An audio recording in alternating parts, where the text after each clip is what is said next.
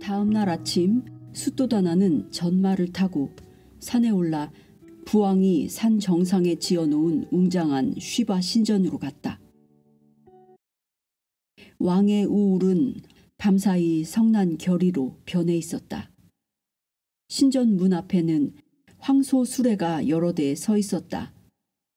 거대하고 참을성 많은 짐승은 한가로이 땅에서 솟아난 풀을 찾고 있었고 그 위를 신도들의 신발이 촘촘히 밟고 있었다.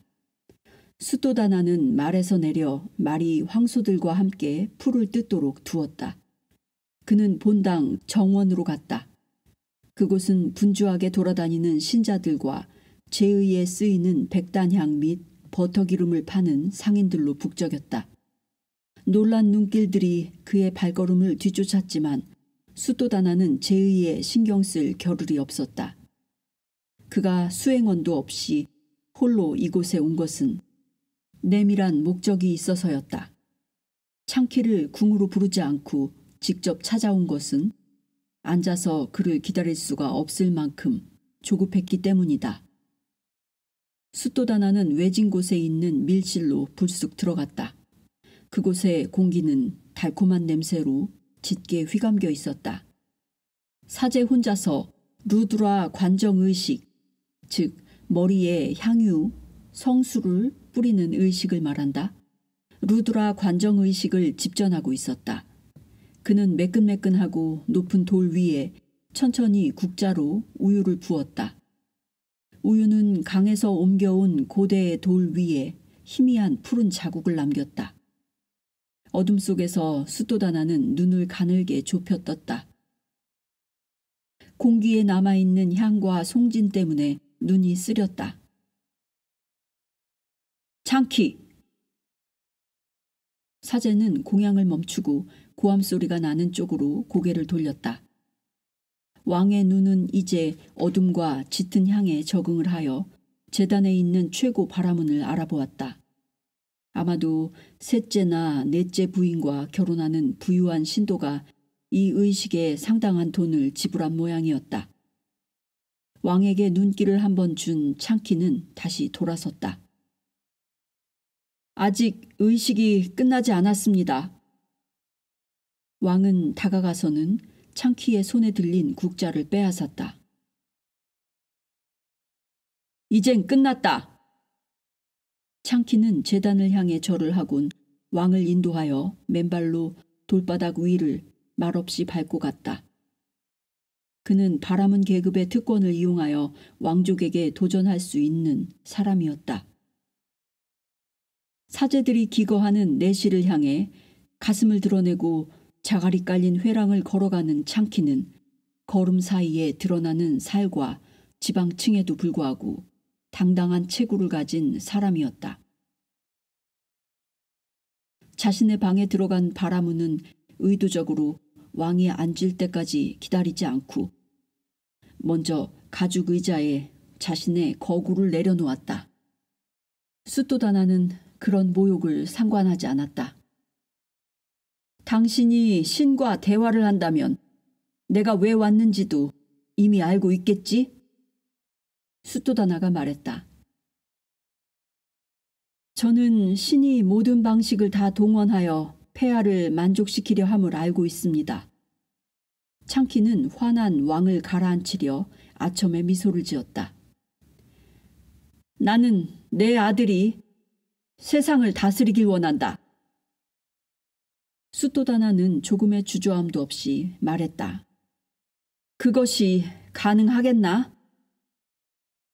모든 아버지는 다 아니, 이것은 신의 뜻이든가 아니든가 둘 중 하나다. 말해보라. 모든 것이 거기 달려있다. 실은 사제의 생명보다 더한 것이. 수도다나는 한 걸음 다가서서 위협의 도수를 높였다. 제가 무엇을 하면 됩니까? 카스트 사이의 균형은 미묘했다. 통치자들은 종교를 지원할 정치적 이유가 있다면 그리했다. 사제 역시 마찬가지였다. 백성을 자신들의 영향력 아래 둘 필요가 있다고 여겨지면 신의 은총을 내세우며 통치자들에게 힘을 행사했다. 창키는 그런 시스템을 매우 잘 알고 있었고 자신이 더 높은 카스트였지만 동시에 누구의 손에 검이 들려 있는지도 잘 알고 있었다. 그는 말했다. 이 일을 하시려면 많은 장애가 있을 것입니다, 폐하. 하지만 못할 것도 없지요. 어떻게? 아기 왕자님의 마음을 지배하십시오. 폐하처럼 생각하도록 가르쳐야만 합니다. 폐하처럼 믿도록, 폐하가 갈망하는 것을 갈망하도록. 마지막 말에는 가시가 돋아 있었지만 수뚜다나는 참을성 있게 기다리면서 바라문의 말에서 진실을 들었다. 타인의 마음을 지배하는 법을 아는 사람이 있다면 바로 창키였다. 그를 잘 훈련시켜서 완벽한 전사를 만드십시오. 왕자님이 중히 여기는 모든 가치가 폐하와 싸움이 되도록 하십시오. 나약함을 보이면 야단치십시오. 크샤트리아 계급의 최고 덕성은 충성과 용기임을 가르치십시오. 창키는 잠시 멈추었다. 제 말씀이 도움이 되십니까? 왕은 퉁명스럽게 고개를 끄덕였다. 그렇다면 다음 단계에도 마음의 준비가 되셨겠지요? 어떤 사제도 아드님 근처에 가지 못하도록 하십시오. 위선이 아니냐는 비난의 표정을 수뚜다나에게서 본 창키는 한 손을 들었다. 물론 저만 빼고 말입니다. 아드님은 신에게 강하게 이끌리는 기운을 가지고 있으니 폐하가 성공하려면 그것을 부수어 버려야 합니다. 수뚜다나는 숙고했다. 당신이 말하는 그런 기운이 극단적인 것인가? 그렇습니다. 수뚜다나는 그 순간 예언자들이 왜 그렇게 불안해했는지 깨달았다. 그들은 시타르타의 운명서가 나온 순간 이미 최고 바라문과 상의를 했던 것이었다. 그들은 왕이 불만을 터뜨리리라는 것을 예측할 수 있었다. 내가 할 일은 그게 단가? 수뚜다나의 어조는 쌀쌀맞았다. 두 사람 다 수뚜다나가 사제를 경멸하고 있음을 알고 있었다. 아닙니다. 가장 어려운 부분이 남았습니다. 창키는 창으로 가서 커다란 쉬바 신의 석상을 가리켰다. 저는 쉬바 신의 얘기가 생각나는군요. 물론 폐하도 아시겠죠? 쉬바는 힌두교의 파괴의 신을 말한다. 신상보다는 발기한 남자의 성기의 모습으로 숭배되고 있는 쉬바 신은 가장 많은 관련 전설과 가장 많은 부인을 자랑한다. 이것 역시 수뚜다나의 신경을 예리하게 건드리는 것이었지만 바라문은 대답을 기다리지 않고 말을 이었다.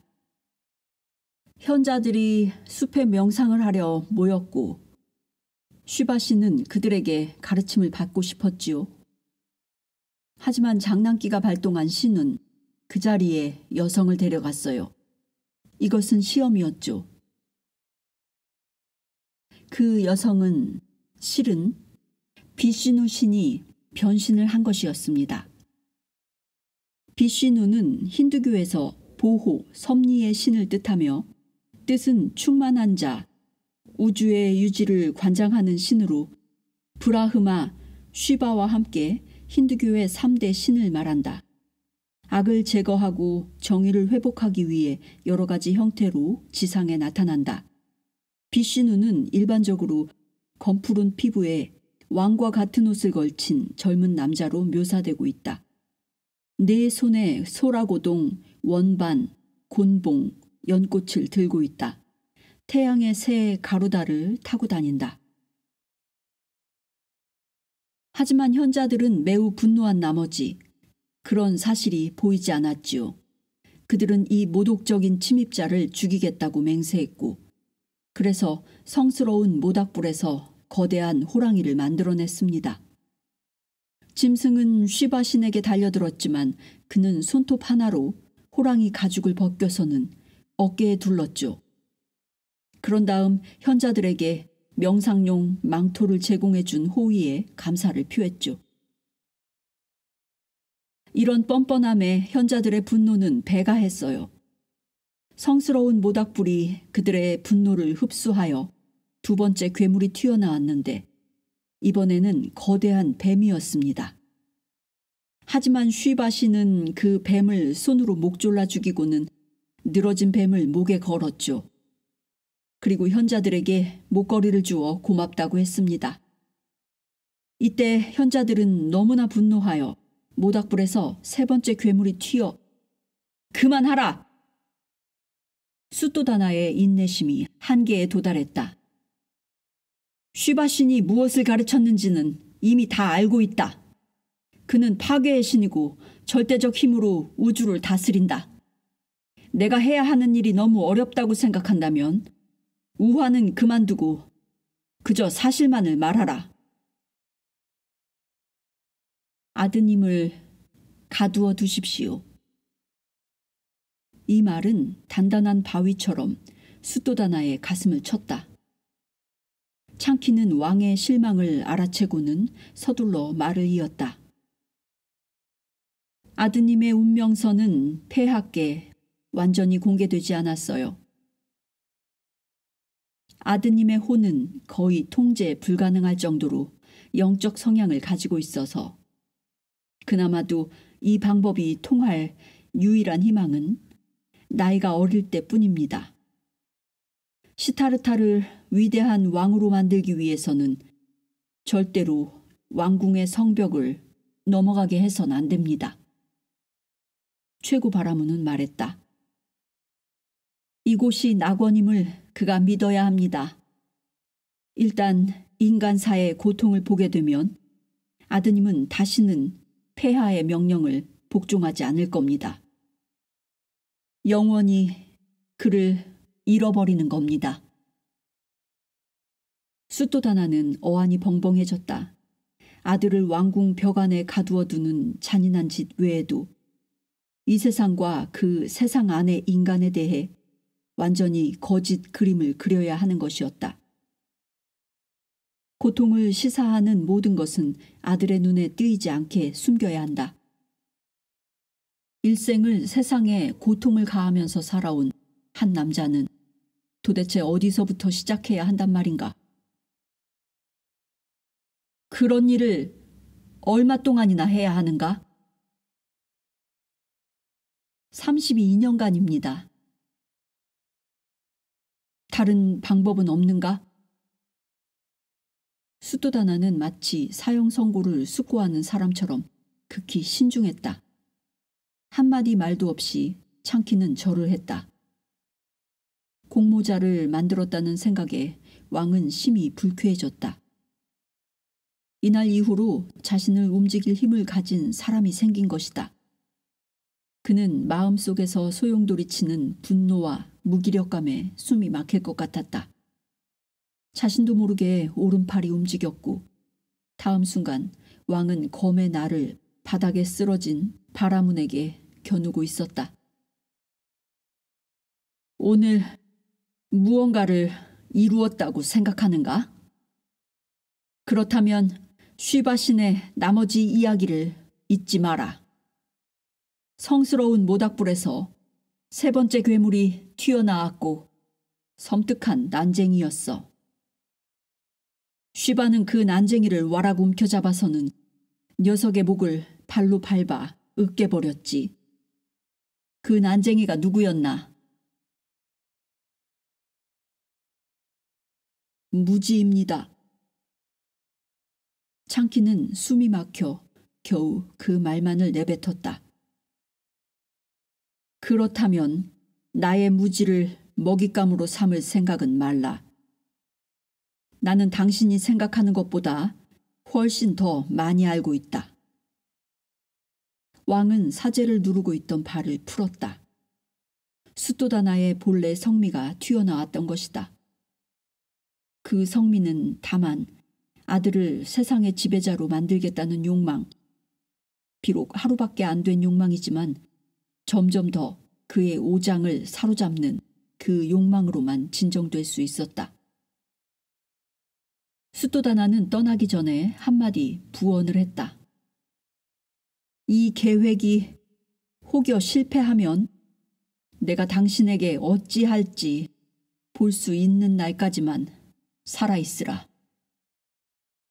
그리고 단 하루 만에 왕은 명령을 내려 백성들을 분산시키고 도시에서 추방했다. 아들이 질병, 노쇠, 사망 등의 어떤 고통도 보도록 허용해서는 안 되었다. 수토다나는 성벽 위에 서서 카필라 바스투를 떠나는 긴 수레 행렬을 지켜보았다.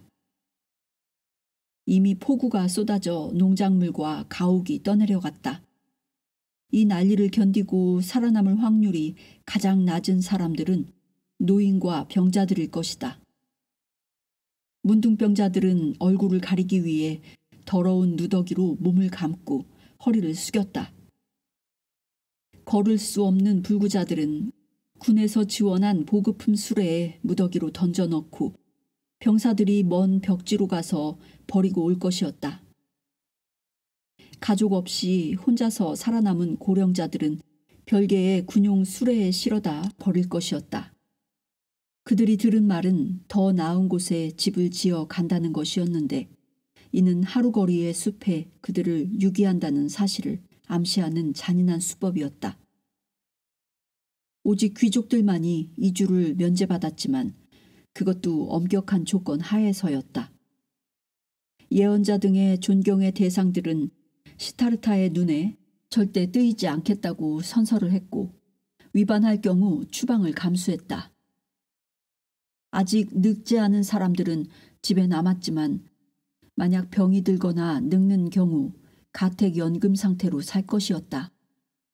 모든 장례식은 야간에 공식 제례 없이 행할 것이었다. 화장터는 강 하류로 3km를 옮겼다. 수토다나는 전투 계획을 세울 줄 알았고 전투의 제1법칙은 승리가 그를 위해 치르는 대가보다 중요하다는 것이었다. 이번 전투 역시 예외가 아니었다. 전륜성왕. 그는 아들의 예언서에 나왔던 단어를 기억했다. 그것은 어떤 느낌일까? 그는 궁금했다. 이윽고 수토다나의 입가에 웃음이 번지며 언젠가는 알게 되리라는 생각이 들었다. 사흘 후 카필라 바스투의 거대한 나무 대문이 닫혔다. 그곳을 떠나야 했던 자들과 그들을 보내야만 했던 사람들의 쓰라린 울음도 잠잠해졌다. 작업은 완벽히 수행되었다. 공원을 가로질러 3명의 여인이 어린 소년을 쫓아갔다. 가위를 들고 무릎을 꿇은 채 잔디를 다듬은 노예들 덕분에 풀밭은 완벽했고 그들은 그 위를 뛰어갔다. 제스민이 꽃을 피워 매일 아침 떨어진 꽃봉오리가 정원을 가득 채우고 있었다. 진지한 추격은 아니었지만 소년 시타르타는 그런 척했다. 그가 속도를 높이거나 갑자기 지그재그로 달릴 때면 추격자들도 그리했다. 하지만 그들이 절대 시타르타를 붙잡지 않는다는 것은 7살 배기도 다 아는 일이었다. 뿐만 아니라 3명의 여인들은 언제나 같은 순서로 뛰었다. 맨 앞에는 공작의 깃을 닮은 푸른색 바탕에 금빛 장식을 한 사리를 입은 프라자 파티가 있었다. 물론 푸른 사리가 주홍이나 에메랄드 빛으로 바뀌기도 했다. 프라자파티는 왕자의 이모였고 죽은 어머니의 여동생이었다. 수도다나는 그녀에게 공식 왕후의 지위를 주었지만 그들 사이에 부부관계는 없었다. 왕은 그녀를 존중했고 왕자의 계모로서 그녀의 역할을 인정했다. 뛰어가는 그녀의 귀에 걸린 무거운 금 귀고리가 딸랑거렸다. 그녀의 뒤로는 시타르타의 이모보다 훨씬 어린 2명의 농가 소녀들이 뒤따랐다. 그들은 아무런 장식이 없는 거친 면사리를 입었고 귀에는 작은 은귀고리를 걸었으며 늘 프라자파티가 앞서가도록 자신들의 속도를 늦추었다. 찬나! 찬나! 소녀는 친구의 이름을 불렀다. 시타르타를 위해 부왕이 건설한 세계는 충분히 컸다. 태양이 비치고 아침 공기가 서늘한 오늘 같은 날, 시타르타는 궁전 마당을 둘러싼 성벽 너머에 무엇이 있는지 궁금하지도 않았다. 왕자님, 멈추세요! 뒤따르던 한 소녀가 말했다. 오, 왕자님, 제발 돌아오세요! 또 다른 소녀가 애걸했다. 시타르타는 마구간 쪽을 향해 방향을 틀었다. 그는 장난으로 여자들을 따돌리고 달아나는 게 아니었다. 찬나에게 보여주고 싶은 발견을 했던 것이다. 왕은 이 정도의 자유는 허락했다.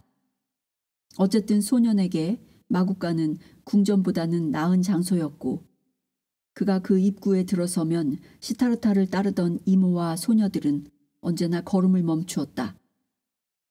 프라자파티는 한 번도 마구간에 발을 들여놓지 않았지만 농가 소녀들은 그렇지 않았다. 하지만 왕실의 하인들은 남성에게 속한 구역에는 갈 수 없었다. 자신을 부르는 소리를 들은 찬나는 마구간 문에 나타났다.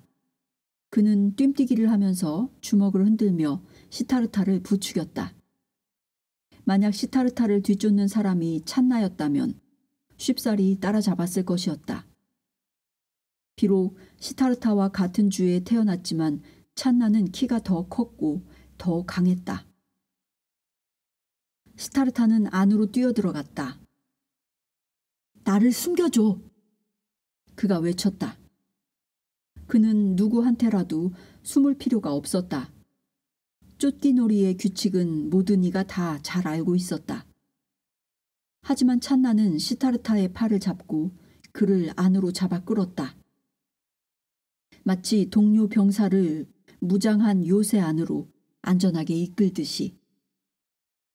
두 소녀는 전마들이 발전기에 들거나 새끼를 낳을 때 넣어두는 우리를 달려서 지나쳤다. 그들이 주변의 마른 똥을 밟고 달려 지나가며 일으킨 먼지가 태양빛의 황금빛 오라를 만들었다. 시타르타는 그 냄새에 익숙했고 심지어 좋아하기까지 했다.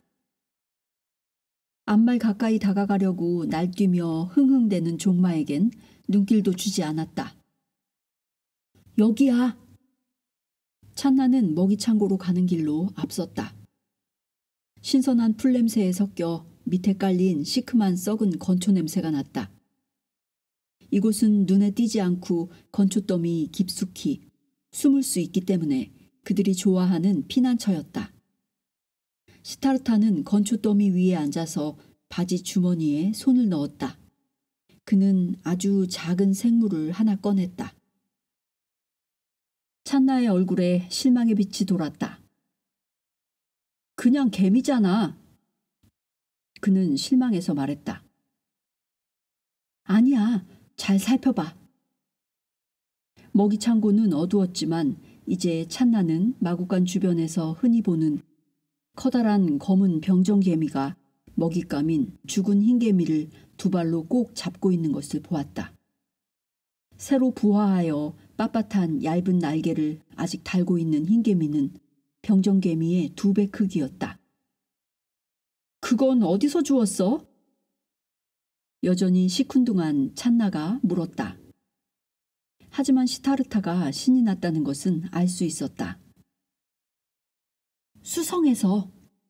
즉 해자, 방어용 수로로 둘러싸인 성을 말한다. 공원의 연지 기슭에 놓인 물에 떠있는 정자를 말하는 것이었다.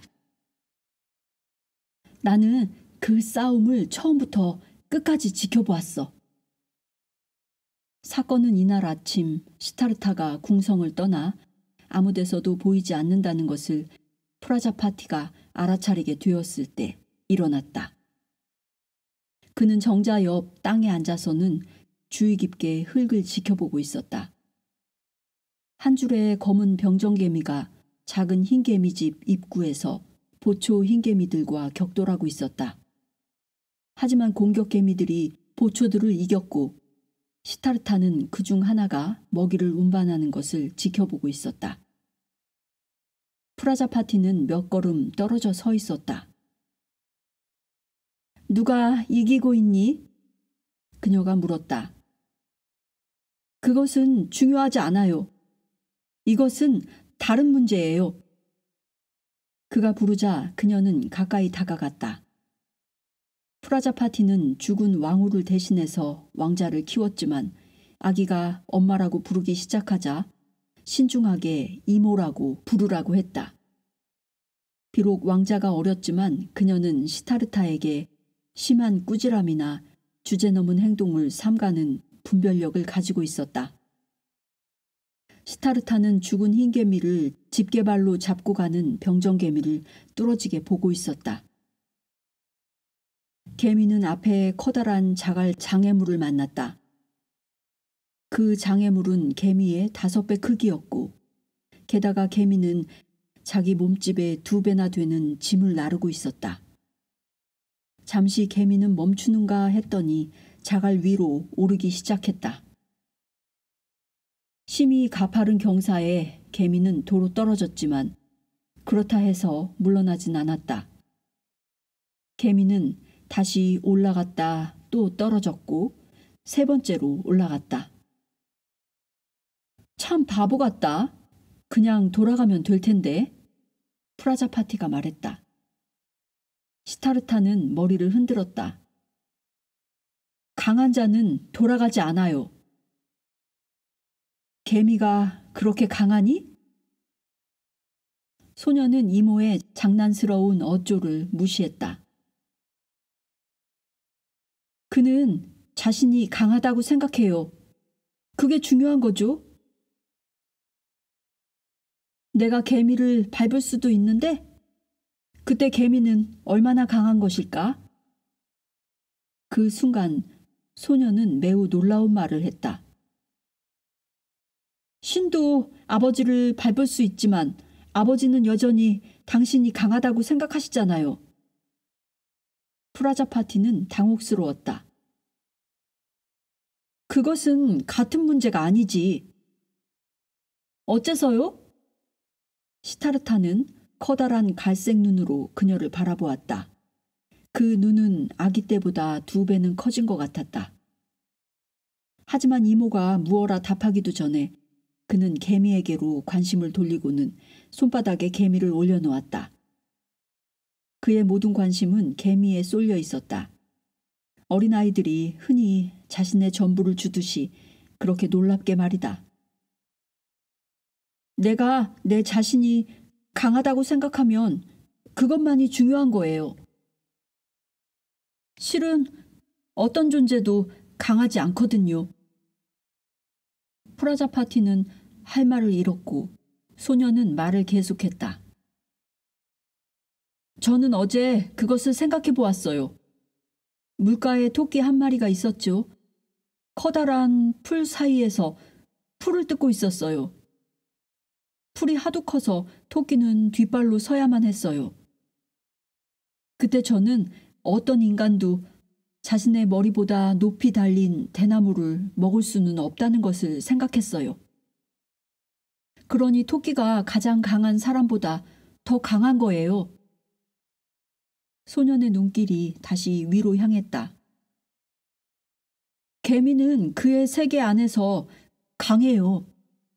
그는 왕도 될 수 있어요.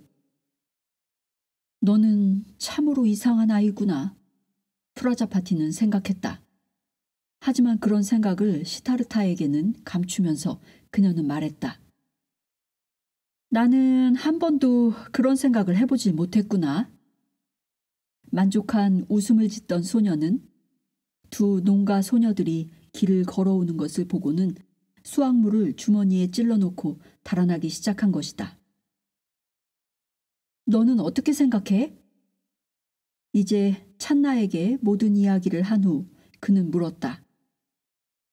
한마디 말도 없이 친구는 손을 앞으로 내밀며 검은 개미를 두 손가락 사이에 끼우고는 두 동강 내버렸다. 더 재밌는 놀이를 찾아야 한다고 생각해. 이건 재미없다. 그는 시타르타를 건초더미 속으로 밀쳤다. 왕자가 기다란 마른 풀을 털면서 일어나자 그는 또다시 밀쳤다. 하지만 두 소년의 격투는 곧 중단되었다. 찬나! 두 사람은 마치 마구간 신의 명령이라도 받은 것처럼 위를 보았다. 비크람이 먹이 창고 문 앞에 나타났다. 그의 몸집은 입구를 거의 가득 채웠다. 그는 금속이 박힌 바지에 두꺼운 가죽 앞치마를 입고 있었다. 짝짓기 철이 되면 언제 종마가 예기치 못하게 발굽을 휘두르며 날뛸지 몰라 그는 늘 그런 차림이었다. 허리를 굽힌 그는 말똥을 집어들더니 입구에서 서성이는 두 명의 농가 소녀들에게로 던졌다. 프라자파티는 시타르타가 다시 나타날 때까지 기다리라고 그들을 두고 갔던 것이다. 말똥이 아슬아슬하게 비켜가자 소녀들은 비명을 질렀다. 그들은 이미 뒷걸음질 치기 시작했다. 시타르타와 찬나는 승리의 고함을 질렀다.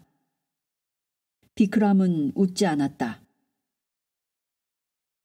찬나, 할 일이 있다. 찬나는 전쟁이 없을 때는 왕의 마국간 책임자인 아버지 뒤를 쫓아 달렸다. 왕자의 탄생 이후 많은 전쟁이 있었던 것은 아니었다. 코살라 왕국과 동쪽의 마가다 왕국은 수도다나와 평화를 유지했고 그 역시 영토를 넓히려고 국경지역 마을을 공략하려던 욕심을 내려놓았다. 비록 아직은 널찍하고 건장한 아버지 몸집의 반 정도밖에 되지 않지만 찬나의 골격은 조만간 아버지와 같은 키와 체격으로 클 것이 분명했다. 그는 멀리 있는 우리에서 발전기의 말과는 다른 소동이 일어난 소리를 들을 수 있었다. 비크람은 시타르타가 뒤따라오는 것을 알아챘다. 왕자님은 안 됩니다. 그가 말했다. 찬나만 와라. 시타르타는 걸음을 멈추고는 혼란스러워하며 말했다. 왜 안 돼요? 부왕께서 제 가죽을 벗기려 들 겁니다. 이것은 왕자님이 보실 만한 광경이 아닙니다. 저와 이 아들놈이 다시 올 때까지 여기 가만히 계십시오. 비크람은 한 번도 놈이라고 불려본 적이 없는 이 7살 배기를 엄하게 대하려는 것이 아니라 그저 지금 상황에 필요한 것을 분명히 명시했을 뿐이다. 시타르타는 순응했다. 그는 찬나와 그 아버지가 모퉁이를 돌아 우리로 들어가자 몸을 돌렸다. 그들 뒤로 문이 닫혔다. 시타르타는 흙 위에 깔린 집 속에 쭈그리고 앉았다. 그의 눈은 벽에 걸린 안장들과 고삐들을 훑고 지나갔다. 그는 저 뒤 대장장이의 일터에서 들려오는 짤그랑 소리를 들었다. 귀를 바싹 기울이자 그는 비크람의 낮은 목소리에 이어 찬나의 목소리를 들었다고 생각했다. 하지만 확실하진 않았다. 소녀는 혼자 남은 것이 불안했다. 그에겐 비밀이 있었다. 밝히기 부끄러운 것이라기보다는 이해할 수 없는 것이었다. 그 생각에서 벗어나기 위해 그는 마구간 지붕을 올려다보았다. 낡은 지붕을 이은 목재는 겨울 동안 뒤틀려 버려서 그 틈새로 맑은 날에는 눈부신 햇살이, 비가 올 때는 빗물이 새어 들어왔다. 지금 그의 눈은 한 줄기 햇빛을 발견하고 그 안에서 부유하는 먼지들을 바라보고 있었다. 더 잘 보아라. 시타르타는 몸을 떨며 듣지 않으려고 노력했다. 그의 머리에서 들리는 말은 자신의 말처럼 느껴지지가 않았다. 그것들은 평범한 생각과는 다르게 다가왔다. 그 목소리는 한 일주일 전쯤 시작되었고 이것이 바로 그의 비밀이었다. 언제나 동일한 말을 했다. 더 잘 보아라. 그로 하여금 검은 개미와 커다란 풀을 뜯는 토끼를 주목하게 한 것도 그 목소리였다. 그는 빗줄기와 그 속에서 춤추는 먼지를 유심히 바라보며 다시 그 목소리에 귀를 기울였다. 그가 목소리의 요구를 따르면 마치 목소리가 만족해하는 듯한 기분이 들었다. 햇살이 따스하게 그의 눈꺼풀에 떨어지자 마치 꿈결처럼 느껴졌다. 먼지 입자들은 그의 주위를 사로잡고 점점 더 커지는 듯했다. 우리가 먼지로 만들어졌다면 어떨까? 흙에서 나온 것들은 모두 먼지일 뿐이야. 시타르타는 자신의 팔을 내려다보며 그 위에 얹힌 마른 말똥자국을 문질러 없앴다. 햇빛 속으로 먼지가 더 많이 날아왔다. 그가 생각했다.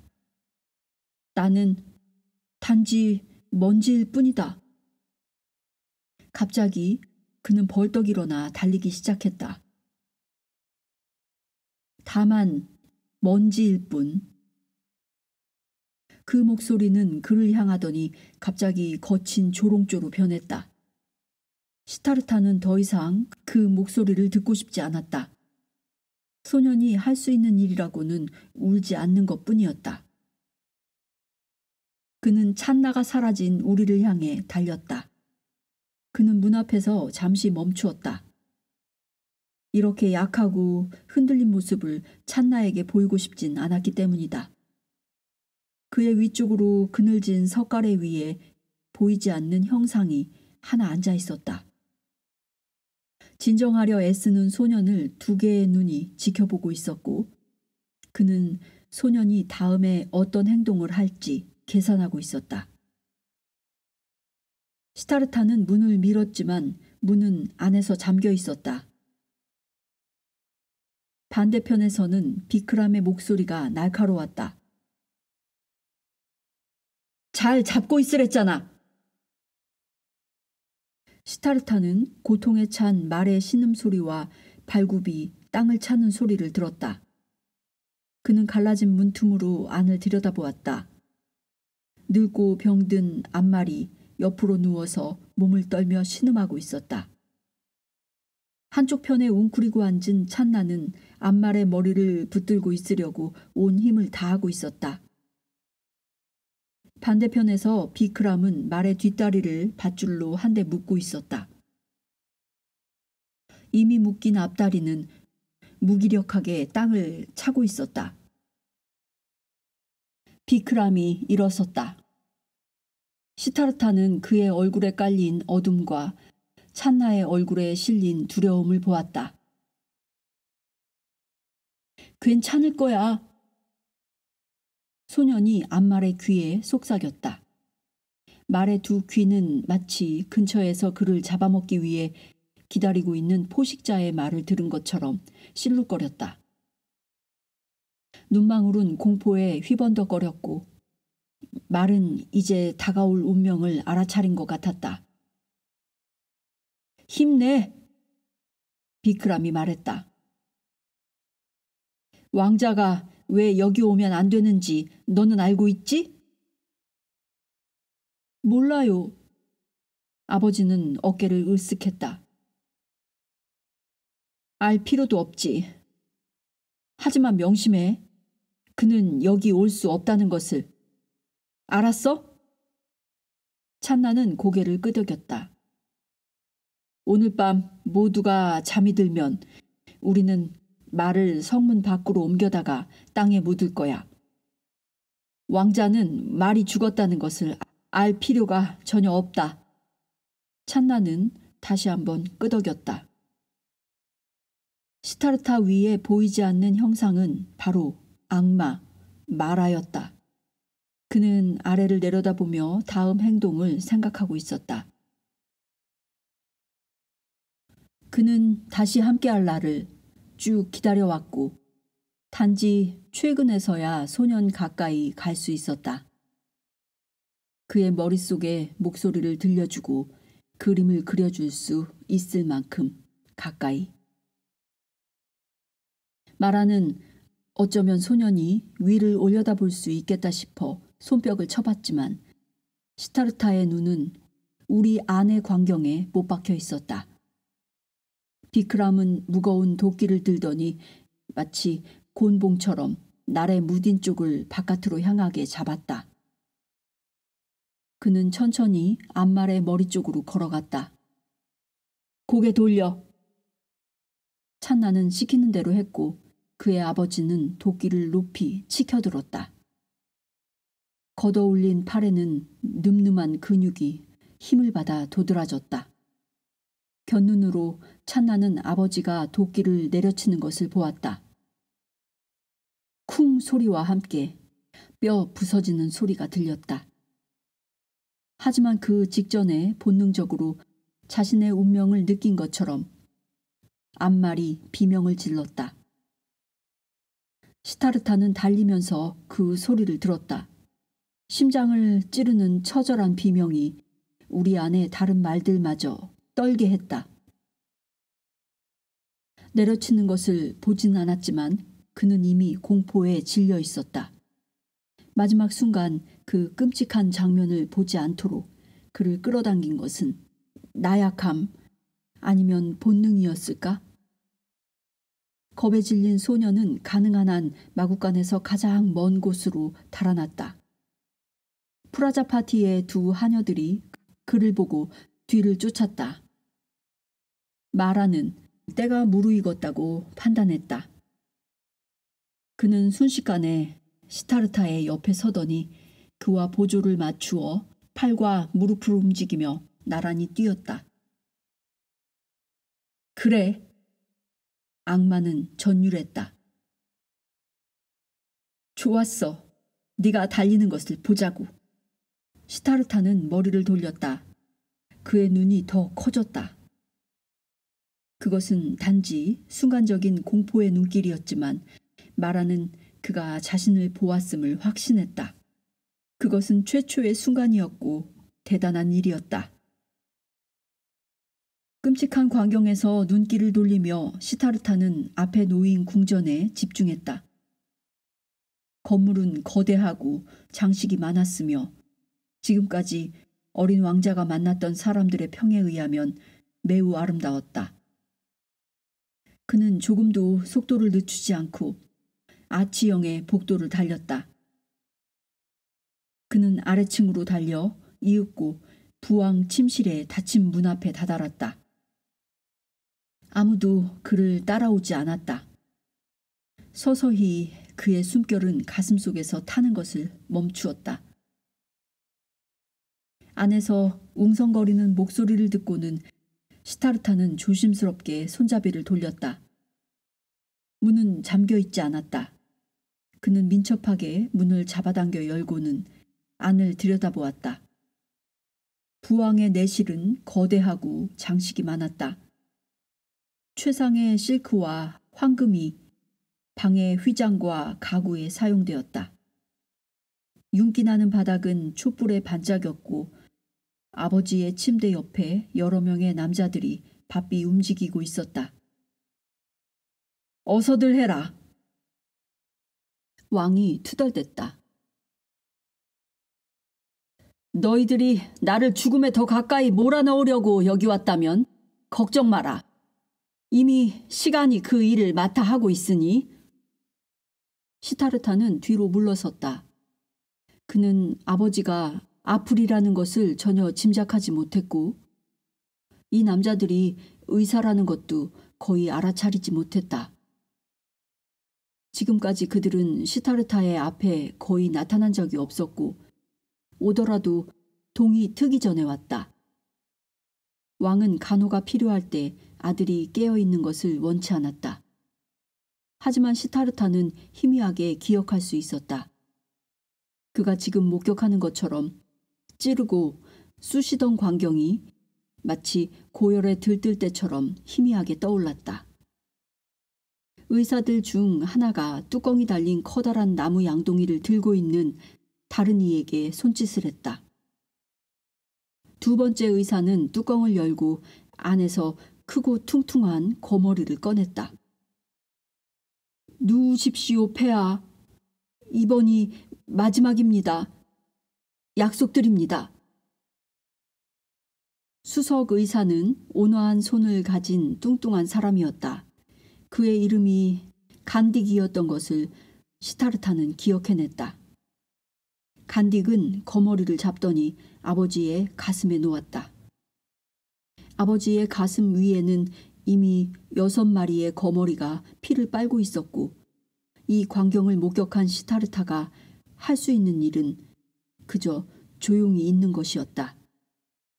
피를 빨아 몸이 부풀어 오른 검붉은 거머리는 마치 아버지의 몸속으로 기어 들어가려는 것 같았다.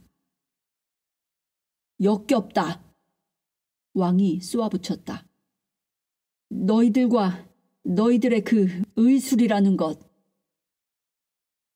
그는 화를 참으며 한숨을 내쉬었다. 역겨워. 폐하, 가만히 계십시오. 간딕이 조용하고 인내심 있는 목소리로 말했다. 나는 다시 강해지고 싶다. 수도다나가 말했다. 그러고 나서 그는 머리를 흔들었다. 내가 누구를 속이는 것인가? 나는 다시 젊어지고 싶다.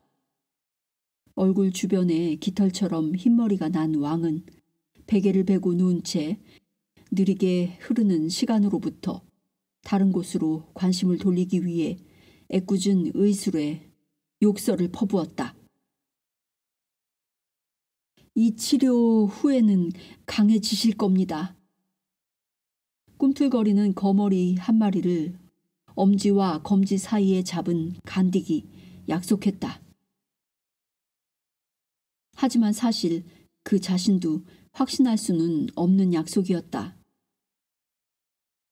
멍청이들! 왕이 폭발했다.